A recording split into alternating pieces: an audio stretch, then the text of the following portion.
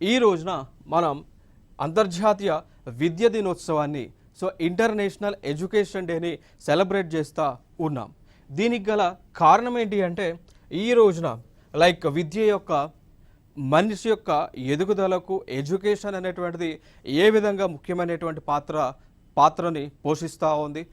Education వలన ఏ విధంగా మనిషి ఆర్థికంగా కానీ మెంటల్గా కానీ ఏ విధంగా డెవలప్ అవ్వగలరు అనేటువంటి దాన్ని ప్రజలకు తెలియజేయడానికి ఈ యొక్క ఇంటర్నేషనల్ ఎడ్యుకేషన్ డేని మనం నిర్వహించడం జరుగుతూ ఉంది.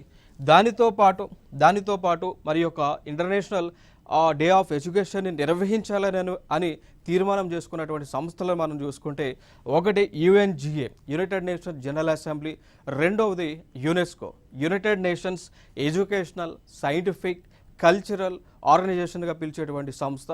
వీళ్ళు డెసిషన్ తీసుకోవడం జరిగింది. ప్రతి సంవత్సరము కూడా 24 జనవరిని ఈ యొక్క ఇంటర్నేషనల్ ఎడ్యుకేషన్ డేగా సెలబ్రేట్ చేయాలి అనేటువంటి ఉద్దేశంతో మొట్టమొదటిసారిగా 2019లోనే వీరు డెసిషన్ తీసుకోవడం జరిగింది. ఆ సంవత్సరమే ఈ యొక్క ఇంటర్నేషనల్ ఎడ్యుకేషన్ డేని నిర్వహించారు.